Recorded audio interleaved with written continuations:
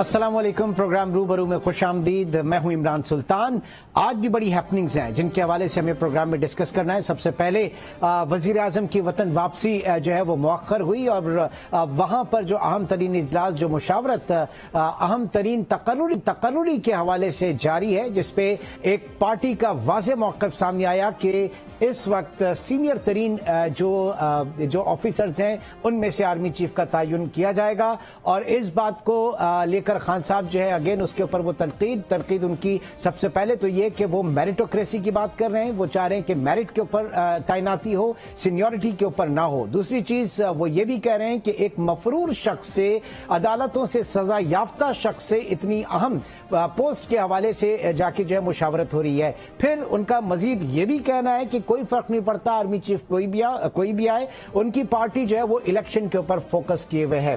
साथ ही साथ सदर मुमलिकत की भी आज सीनियर सहाफियों से मुलाकात हुई, जिसमें उन्होंने वाज़ेह किया कि वो फैसले अपने लेते हैं। इमरान खान पार्टी लीडर जरूर है, उनसे मुशावरत जरूर होती है, लेकिन उनके फैसले अपने होते हैं। और एक बात जो अहम उन्होंने कही कि आइन इस बात की इजाजत नहीं देता कि इस आर्मी चीफ की तैनाती के हवाले से मुशावरत की जाए, लेकिन अगर मुशावरत की जाए तो ज्यादा बेहतर है। और मजीद ये कि उन इदारों से जो कि मौसर किरदार अदा कर सकते हैं, मुशावरत का सिलसिला अब भी जारी है। वो किसी पैचअप की तरफ मामले को लेकर जाना चाह रहे हैं।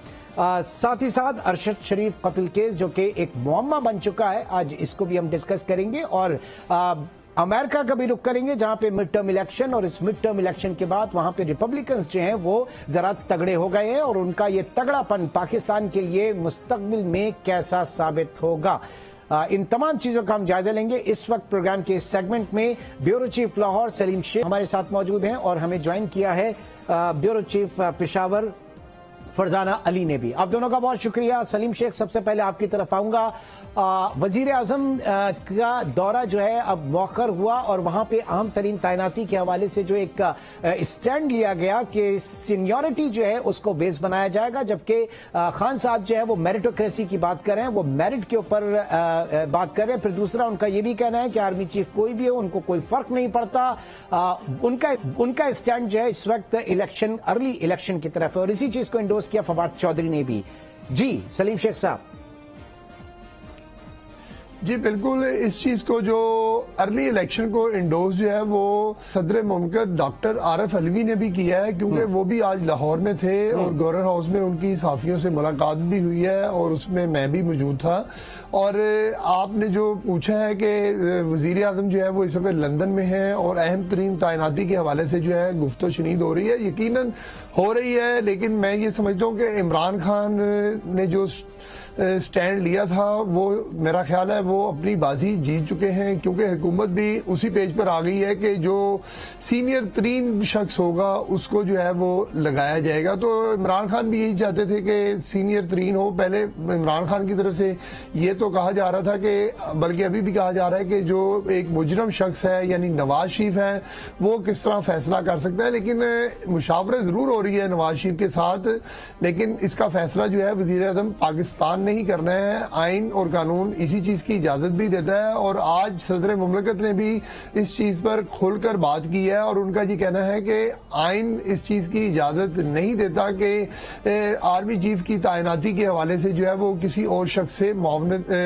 मुशावरत की जाए। ताहम उनका ये कहना था कि अगर मुशावरत हो जाए तो अच्छी बात है, उन्होंने इसको निगेट नहीं किया, लेकिन आइन की हवाले से जो बात की है इसका मतलब यह है कि इमरान खान को भी एक पैगाम जो है सदर मुमलिकत की तरफ से चला गया है और इमरान खान जो चाहते थे, मैं ये समझता हूँ कि इमरान खान शायद उसमें कामयाब हो चुके हैं।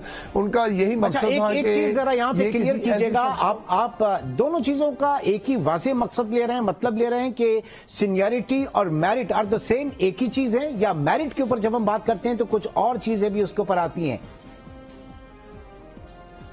जी देखिए, मेरा ये ख्याल है कि इसका दोनों का मतलब एक ही होता है। जैसे अगर आप सुप्रीम कोर्ट में चले जाएं, सुप्रीम कोर्ट में जो है सीनियरिटी और मेरिट वो एक ही बन गया है और सबको पता होता है कि अगले 5 साल बाद भी जो है वो चीफ जस्टिस किसने बनना है। तो मेरा ख्याल है कि अब भी इशारे जो है वो यही मिल रहे हैं कि सीनियर तरीन जो जनरल हैं उनको चीफ ऑफ आर्मी स्टाफ बना दिया जाए, लेकिन अभी इस हवाले से बाकायदा तौर पर कोई फैसला सामने नहीं आया। लेकिन जो इशारे मिल रहे हैं उसमें यही बात सामने आ रही है। ख्वाजा आसिफ भी तकरीबन यही बात कर रहे हैं। तो अगर एक शख्स फौज में जनरल है तो अगर वो सीनियर भी है तो फिर मेरिट भी यही कहता है कि उसको लगा दिया जाए। अब इसमें मेरिट और सीनियर तरीन दो अलग अलग चीजें नहीं हो सकती। अगर आप इनको अलग अलग करेंगे तो ये मुतजाद हो जाएगी, और इबहाम को जो है मैं ये समझता हूँ कि इमरान खान ने भी जो है वो इस चीज को मान लिया है और इमरान खान शायद ये समझते हैं कि उनकी जीत हो गई है। उन्होंने जो अपना बयानिया बनाया था कि कोई मेरिट से हटकर ना लगाया जाए, तो मेरिट जब लगने जा रहा है मेरिट पर तो मानना चाहिए। और आर्मी चीफ के हवाले से जो आज सदर मुमलिकत ने बात की है वो बड़ी अहम बात है। उन्होंने इमरान खान के जो बयानिया है उसको मुस्तरद भी किया है और साथ साथ ये भी कहा है कि उसी को जो है लगना चाहिए आर्मी चीफ, जिसको वजीर आज़म पाकिस्तान लगाना चाहेंगे। यानी इसको आप ये भी कह सकते हैं कि सदर मुमलिकत जो है वो दोनों घरों को जो है वो पूरा कर गए हैं, इमरान खान को भी और मौजूदा हुकूमत यानी शहबाज शरीफ को भी, कि शहबाज शरीफ का ही ये इख्तियार है। ठीक है, यानी उनकी जो आईनी पोजीशन है वो उन्होंने आज स्टैंड उसके ऊपर भी लिया। अच्छा, उन्होंने मजीद ये भी कहा कि ये मामला अब हो गया है कि इदारों पर भरोसा नहीं रहा, हर काम अदलिया के ऊपर डाले जाते हैं, फैसला आ जाए तो इसे माना नहीं जाता, इदारे सियासी तौर पर इस्तेमाल होते रहे। फिर नैब के कानून के हवाले से उन्होंने कहा कि नैब के कानून में सियासी इस्तेमाल गलत था और साथ ही साथ मजीद ये भी कहा कि पाकिस्तान किसी भी मुल्क के साथ, खुसूसन किसी बड़े मुल्क के साथ ताल्लुकात बिगाड़ना नहीं चाहता। जरा इसके ऊपर भी कॉमेंट फिर आगे चलते हैं फरजाना की तरफ।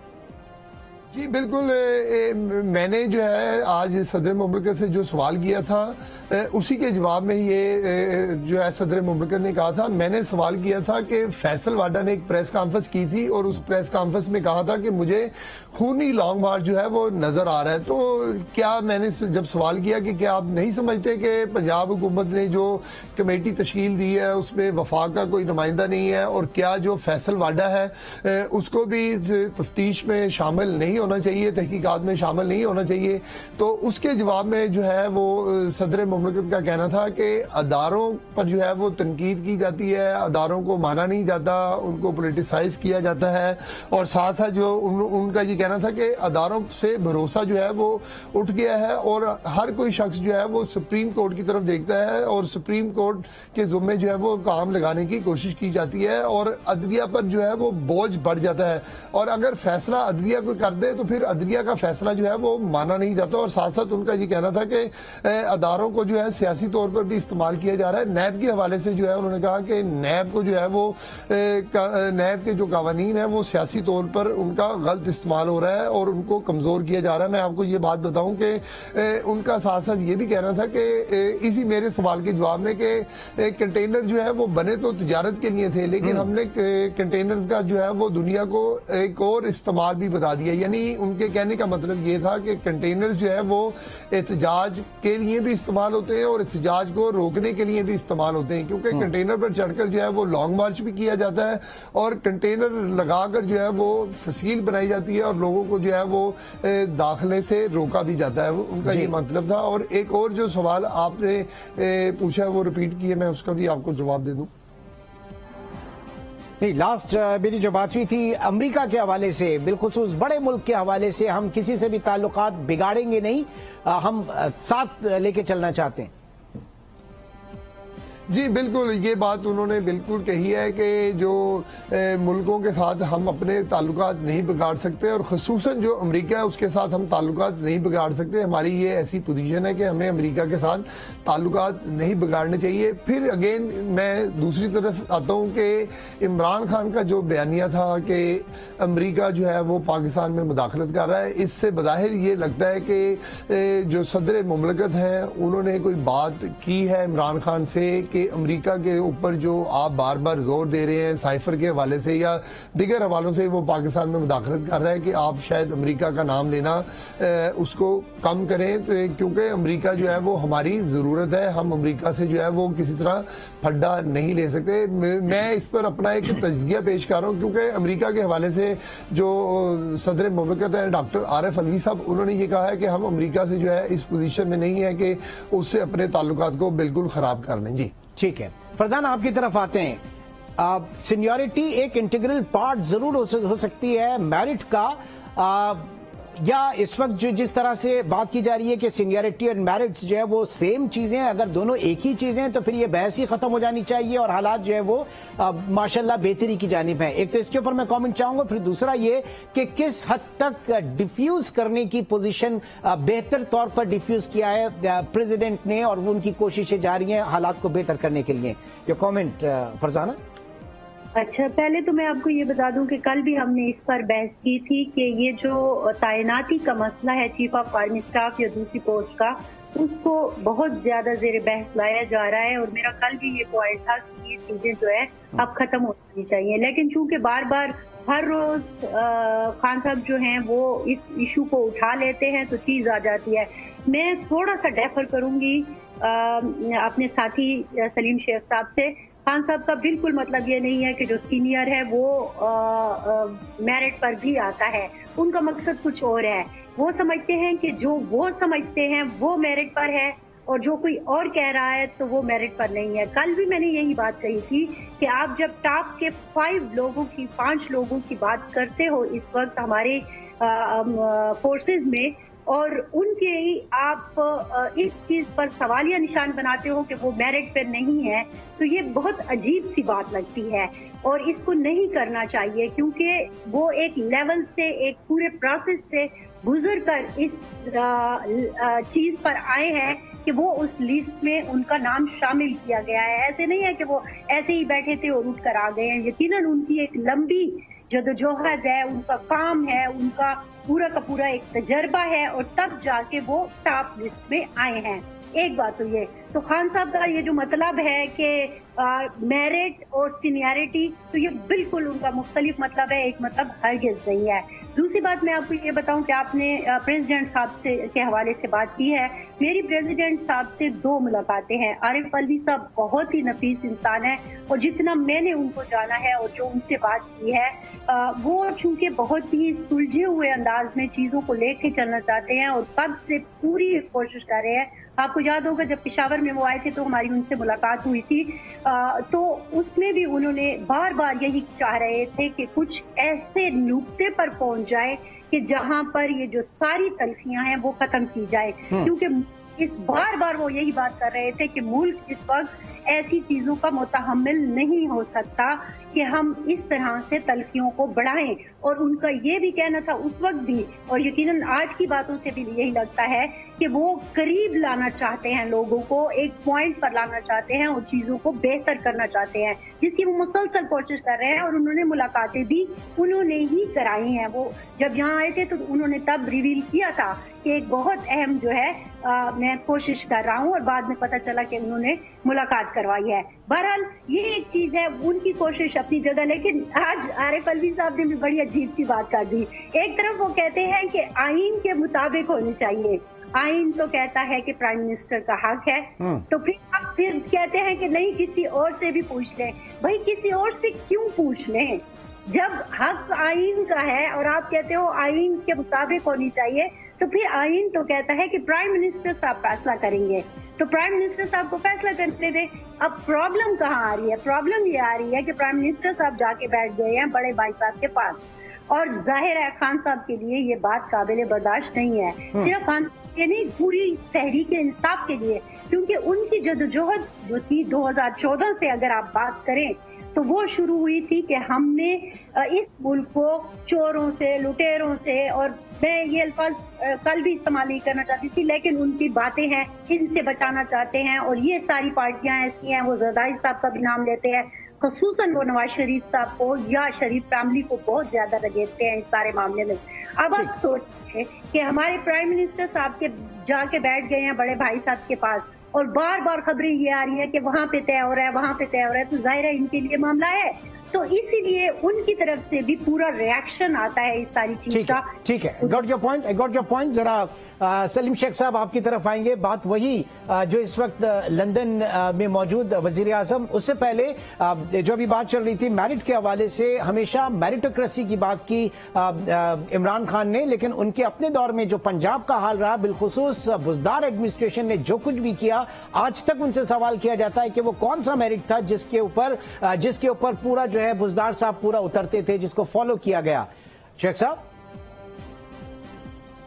जी बिल्कुल, मैं थोड़ा सा पहले फरजाना साहबा की बात का जवाब दे दूं कि इमरान खान से मेरी 3 रोज कबल भी मुलाकात हुई थी। तो इमरान खान जो है आर्मी चीफ की तैनाती के हवाले से जो है वो उनका ये कहना है कि मेरा कोई इसमें नहीं किरदार कि किसको आना चाहिए किसको नहीं आना चाहिए, मेरिट पर आना चाहिए। लेकिन अब जो वो बात कर रहे हैं कि शहबाज शरीफ लंदन जाके बैठ गए, तो वो सियासी तौर पर जो बात कर रहे हैं वो ठीक कर रहे हैं। अगर शहबाज शरीफ को नवाज शरीफ की मर्जी से ही आर्मी चीफ लगाना है तो वो ये वाले मामला जो है यहाँ पाकिस्तान में बैठकर भी तय कर सकते हैं। आजकल तो इतने ज्यादा निजाम है, फोन हो सकता है, फोन नहीं हो सकता तो कोई पैगाम रसा बंदा भेज सकते हैं। अगर आप समझते हैं कि हमारे फोन टैप हो रहे हैं तो अप्रूवल अगर नवाज शरीफ से लेनी है तो अप्रूवल बगैर मिले भी आ सकती है। अब ये खुद जो है हुकूमत मौका दे रही है इमरान खान को कि अगर नवाज शरीफ की अप्रूवल लेनी है।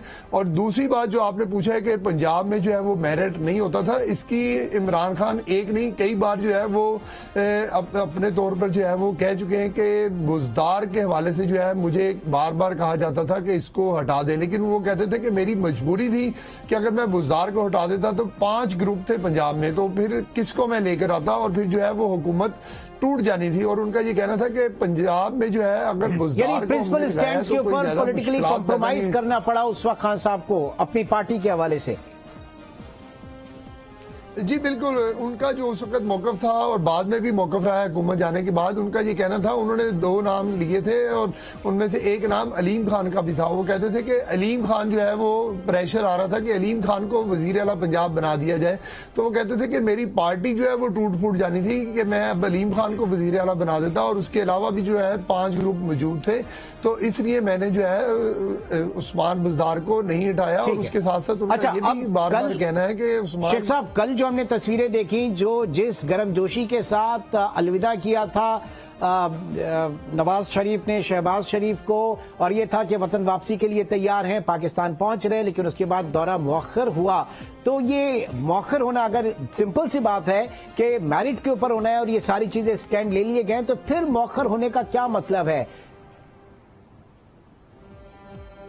इमरान साहब देखें, कुछ तो रह गया होगा कि जो अभी वो तय नहीं हुआ होगा, जिसकी वजह से जो है वो शहबाज शरीफ को जो अपना दौरा 2 रोज के लिए जो है वो मौखर करना पड़ा है। अब वो इतलात यही है कि कल वो पाकिस्तान के लिए रवाना होंगे, नहीं तो अब तक तो उन्होंने यहाँ पर पाकिस्तान में पहुंच भी जाना था। तो अब बात यही है कि कोई ऐसी खास चीज जो है वो रह गई है जो अभी तय करनी है, या ये भी मुमकिन है कि कुछ राब्ते जो पाकिस्तान में कुव्वतें बैठी हुई हैं उनसे भी राब्ते करके पूरा फाइनल करके फिर वापस आए। उनमें सियासी कुव्वतें भी यकीनन शामिल होंगी, जिसमें पीपल्स पार्टी एक बड़ी स्टेक होल्डर है। उनके जो आसिफ अली जरदारी हैं, बिलावल भुट्टो हैं, उनसे भी कोई राब्ते किए जाएंगे। और उसके साथ साथ जो है मौलाना फजलुर रहमान, वो भी एक ताकत है, उनके साथ भी जो है इत्तेहादी जमातों को भी ऑन बोर्ड के बाद है, मुशावरत होनी है और ये सारी चीजें। अच्छा, अब दूसरे अहम टॉपिक की तरफ चलते हैं और वो है अरशद शरीफ कत्ल केस, जो कि अब हर गुजरते दिन एक नई उसके अंदर से एक मुअम्मा जो है वो बनता जा रहा है। फरजाना, मैं आपकी तरफ आऊंगा, और अब तो PFUJ जो है वो भी बाकायदा इसमें फरीक बनने जा रही है। किस तरफ ये जा रही है, कुछ कंक्लूजन इसका हो पाएगा? क्योंकि इन्वेस्टिगेशन वहां पर भी जारी है। फिर शहबाज शरीफ साहब ने जो चीफ जस्टिस को 2 खतूत लिखे, उसका जवाब भी वहां पे जस्टिस साहबान से भी मुशावरत जारी है और उसका जवाब 2 से 3 दिन में आ जाएगा कमीशन बनने के हवाले से। दोनों चीजों के ऊपर अरशद शरीफ कत्ल केस और इमरान खान पे कातलाना हमले के हवाले से। तो पर्टिकुलर अरशद शरीफ कत्ल केस के हवाले से मैं अगर बात करना चाहूं तो क्या आप कहेंगी कितनी इसमें मजीद पेचीदगी आ गई है? देखिए, जहां तक अरशद शरीफ साहब का मामला है, मैं उन्हें मतलब जाहिर है ये एक ऐसा वाकया है जिसके ऊपर जितना भी अफसोस किया जाए और जिसकी मजम्मत की जाए वो कम ही पड़ती है। जिस अंदाज से उनका कत्ल हुआ है और अब ऐसा ऐसा जो चीजें रिवील हो रही हैं वो बहुत ज्यादा तकलीफदेह है। लेकिन बात यह है कि आप पाकिस्तान में बैठे हैं और पाकिस्तान के जो जमीनी हकायक है वो बहुत तल्ख है। हयातुल्लाह के कत्ल से लेकर आज अरशद शरीफ तक अगर आप एक नजर उठाकर देखें तो इसमें एक लंबी लिस्ट आपको नजर आती है। सलीम शहजाद है, उसमें हमारे खैबर पख्तूनख्वा में बहुत सारे लोग हैं, आपके इस्लामाबाद के एक पूरी लिस्ट है कि जिसमें या आप सिंध में चले जाएं, बलोचिस्तान में चले जाएं तो कमीशन, अच्छा फिर हामिद मीर साहब पर हमले की भी बात है। कमीशन तो सब पे बने थे, लेकिन फिर क्या हुआ? क्या कोई रिजल्ट सामने आया? कितना सारा कुछ आगे बढ़ाया गया। उस वक्त भी PFUJ ने बहुत स्टैंड दिया, फरीक भी बने, कितनी पेशियां हुई, कितने लोग आए, उन्होंने अपने स्टेटमेंट लिखवाए, लेकिन फिर क्या हुआ? कुछ भी नहीं हुआ। तो कमीशन की रिपोर्टें भी बन जाती हैं लेकिन वो पब्लिक नहीं की जाती। आप खुद देखिए कि कितने कमीशन है। मैंने मिसाल दे दी है आपको इन सारे जर्नलिस्टों की जिन पर हमला हुआ, जो नहीं रहे, या फिर हामिद मीर साहब जो अभी भी हयात है। तो मसला यह है कि पाकिस्तान में मुझे ऐसे लगता है, अल्लाह करे इस बार हमारी ख्वाहिश है कि अरशद शरीफ साहब के साथ जो हुआ है उन्हें उसका इंसाफ जरूर मिलना चाहिए, क्योंकि वो ऐसा दिल दुखा देने वाला अमल है, या एक आप कहें कि जिस तरीके से उनको कत्ल किया गया है, जो आप बातें सामने आ रही है वो बहुत ज्यादा अफसोसनाक है और इसकी हकीकत जरूर सामने आनी चाहिए। और जिस तरह से ऐसा ऐसा चीजें रिवील हो रही हैं वो तो कुछ और ही कहानी बयान कर रही हैं। तो अब इसमें इतने हाथ हैं। मेरा अपना एक जाती ख्याल है कि इस वक्त पाकिस्तान में जो एक मसला चल रहा है उसका लिंक, ये मेरा ख्याल है, जरूरी नहीं कि इसमें हकीकत भी हो या मैं इसको कोई पूरी उसके साथ किसी सबूत के साथ कह रही हूँ, लेकिन मेरा अपना एक जाती ख्याल है कि पाकिस्तान में इस वक्त जो कुछ चल रहा है उसका कहीं ना कहीं कनेक्शन उस शख्स से जरूर मिलता है जिसे इतनी बेदर्दी से कत्ल किया गया है। क्यों? जाहिर है उसका एक, आप अगर देखें जो मामलात हुए, जिस तरह से वो गए, फिर जो वहां पे पहुंच के रिपोर्टिंग अब हमारे बहुत सारे जर्नलिस्ट कर रहे हैं, वॉइस ऑफ अमेरिका की जो भी कर रहा है, जियो भी कर रहा है, मुख्तलिफ लोग कर रहे हैं, और उसमें जो चीजें आ रही हैं वो बहुत खतरनाक है और वो लिंक और सिरे बार बार इन्हीं चीजों की तरफ मिला रहे हैं। तो ये खतरनाक है, लेकिन हमारी ख्वाहिश है, हमारी कोशिश होनी चाहिए, हमारी ख्वाहिश है और हम चाहते हैं कि ये केस जो है अरशद शरीफ कत्ल केस जो है वो एक मंतकी अंजाम तक पहुंचे और उनको इंसाफ मिले। जी सलीम शेख, इस वक्त हम देख रहे हैं कि कीनिया, पाकिस्तान और दुबई, ये एक ट्राइका ऐसा कुछ बनता जा रहा है। चीजें इन्हीं के दरमियान कहीं ना कहीं हैं और इतनी शाखें इसके अंदर फैली हुई है, इतनी एक गुत्थी, जितना इससे निकलने की कोशिश की जा रही है गुत्थी उतनी ही उलझती जा रही है। सलीम शेख जी, इमरान साहब, मैं आपको बताऊं कि इस पर भी जो है आज सदर मुमलकत से बात हुई है तो उन्होंने तकरीबन अपने हाथ खड़े कर दिए और उनका ये कहना है कि अरशद शरीफ का जो कत्ल है, इसके जो शवाहिद हैं, इसकी जो तहकीकात हैं, वो शायद वो मुकम्मल ना हो सकें, क्योंकि वो कहते हैं ये तो पाकिस्तान से बाहर हुआ है। उन्होंने 3 मिसालें दी हैं जो पाकिस्तान में बड़े कत्ल या हादसे हुए हैं। उनका ये कहना है कि अभी तक उनके जो है वो नताइज सामने नहीं आए सके। उन्होंने सबसे पहली जो मिसाल दी है वो बेनज़ीर साहिबा की शहादत की मिसाल दी है कि उन्होंने कहा कि बेनज़ीर साहिबा की शहादत हुई लेकिन आज तक उस केस का कुछ नहीं बना, वो पाकिस्तान में हुआ। उन्होंने जो है लियाकत अली खान के केस की मिसाल दी, उन्होंने कहा ये पाकिस्तान में हुआ, इसका कुछ नहीं बना। उन्होंने मिसाल दी जनरल ज़ियाउल हक के त्यारे हादसे की, वो पाकिस्तान में हुआ, उसका कुछ नहीं बना। उनका ये कहना था कि अगर पाकिस्तान में इतने बड़े सानियात हुए हैं, उनकी इतनी बड़ी बड़ी इंक्वायरी कमेटियां बैठी हैं, मुकदमात दर्ज हुए हैं, लेकिन आज तक जो है उनके बारे में कुछ नहीं मालूम हो सका कि ये क्या केस था, कौन लोग मुलव्वस थे, कौन नहीं मुलव्वस थे, कौन से किरदार थे। तो फिर उनका ये कहना था कि जो शख्स उन्होंने अपनी जो है वो ख्वाहिश का इजहार किया कि ये जो है इसकी तहकीकात मुकम्मल हो और जो जिम्मेदारान हैं वो उन तक पहुंचा जाए। लेकिन उन्होंने कहा कि मेरी ये ख्वाहिश है कि यूएनओ जो है इसकी तहकीकात कर ले। लेकिन उन्होंने साथ ये भी कहा कि यूएनओ अगर तहकीकात कर भी लेगा, बल्कि ये सवाल किया गया था कि यूएनओ से तहकीकात करवानी चाहिए, तो उन्होंने कहा अगर यूएनओ ये तहकीकात कर भी लेगा तो मुझे नहीं लगता कि इसका कोई रिजल्ट निकलेगा। मेरे इत्मीनान के लिए जो है वो यूएनओ इसकी जो है वो तहकीकात कर ले, और मैं तो कोशिश ही कर सकता हूं कि यूएनओ जो है इसकी तहकीकात कर ले। इससे बज़ाहिर ये लगता है कि सदर मुमलकत ने जो है वो इस केस से पहले ही हाथ खड़े कर दिए और उनको अभी से ही ये नजर आना शुरू हो गया है कि इसके आगे जाकर जो है कोई ऐसे खातिर ख्वाह नताइज सामने नहीं आएंगे कि कत्ल क्यों हुआ, किसने किया, इसके पीछे कौन था, इसका अगर ये केस खुदा ना खास्ता कंक्लूड नहीं होता, हतमी नतीजे पर नहीं पहुंचता, जिम्मेदारों का तयन नहीं होता, तो ये बड़ा एक अलमिया होगा पाकिस्तान में मौजूदा जो हमारा निज़ाम है इसके ऊपर। हमारे पैनलिस्ट हमारे साथ मौजूद हैं, एक छोटे से ब्रेक के बाद दोबारा मिलते हैं।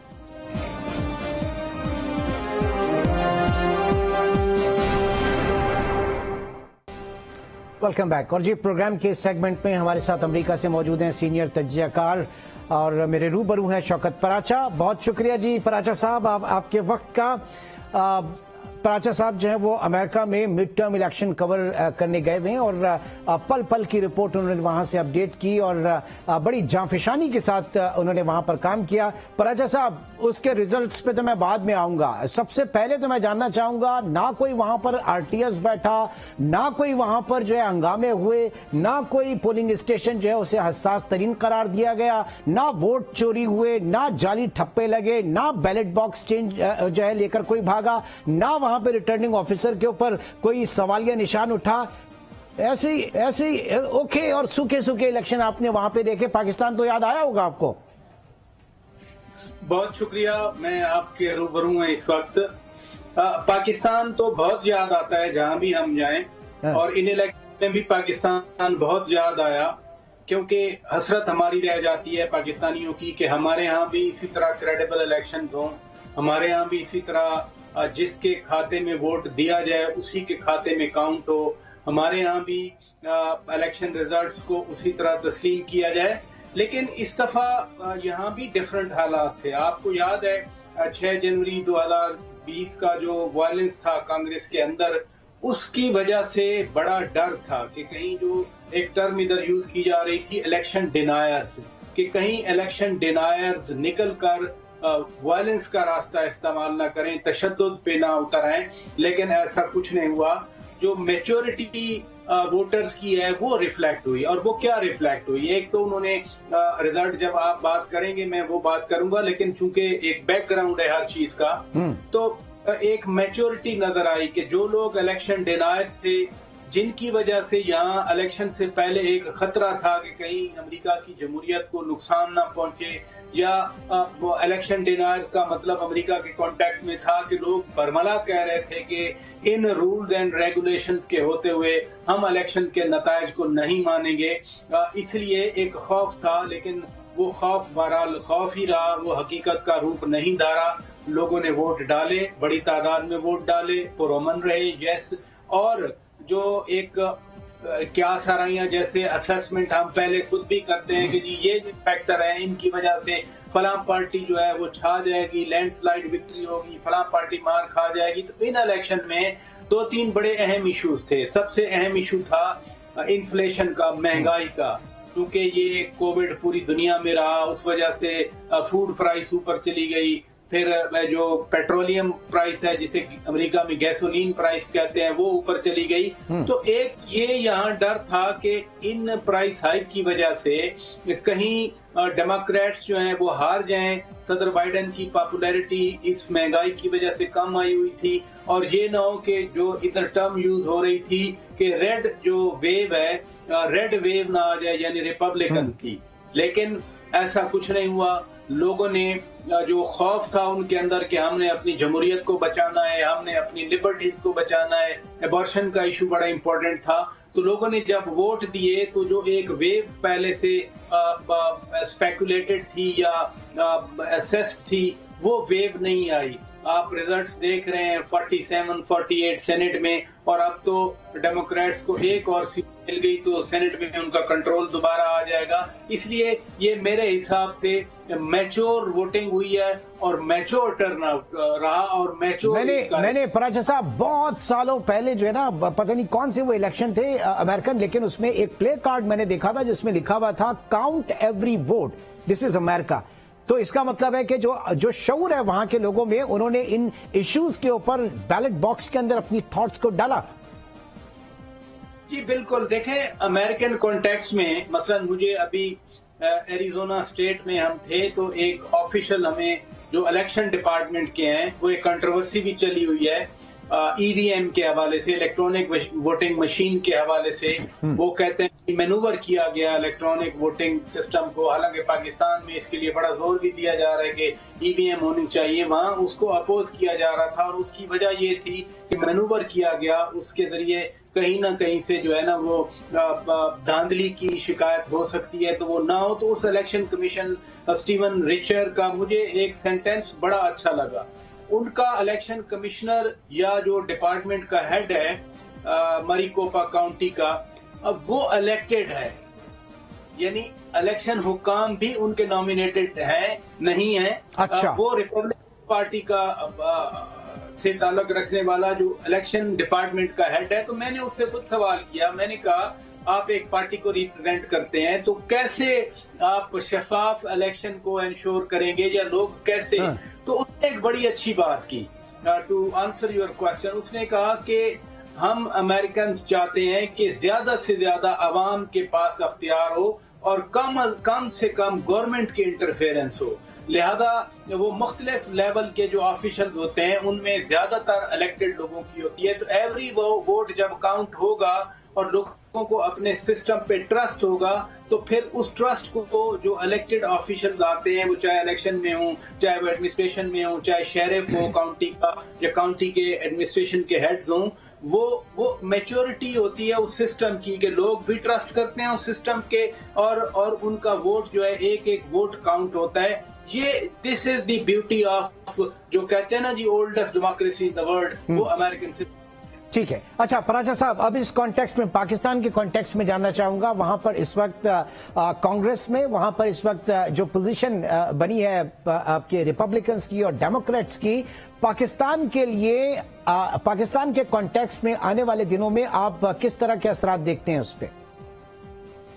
एक तो पहली बात तो ये अहम है कि जो एडमिनिस्ट्रेशन इस वक्त है उसने मार नहीं खाई इलेक्शन में। मैं प्रेसिडेंट बाइडेन एडमिनिस्ट्रेशन की बात कर रहा हूं। अगर वो बहुत ज्यादा मार्जिन से नहीं जीते तो वो बहुत ज्यादा मार्जिन से हारे भी नहीं है। तो लिहाजा अभी सदर बाइडेन की पॉलिसी टुवर्ड्स पाकिस्तान चल रही थी, मोर और लेस वही चलेगी। चूंकि रिजल्ट बिल्कुल वो कहते हैं ना 50-50, तो सेनेट पे कंट्रोल, सेनेट में नॉमिनेशन होती हैं, सेनेट कमेटी जो फॉरेन अफेयर्स है इन चीजों को देखती है।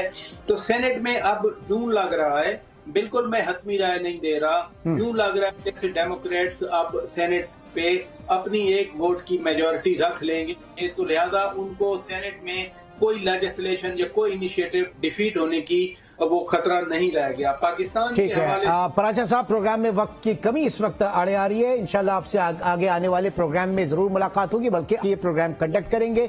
नाज़रीन आपका भी बहुत शुक्रिया, इंशाल्लाह आपसे फिर मुलाकात होगी। टिल देन टेक केयर, अल्लाह हाफिज।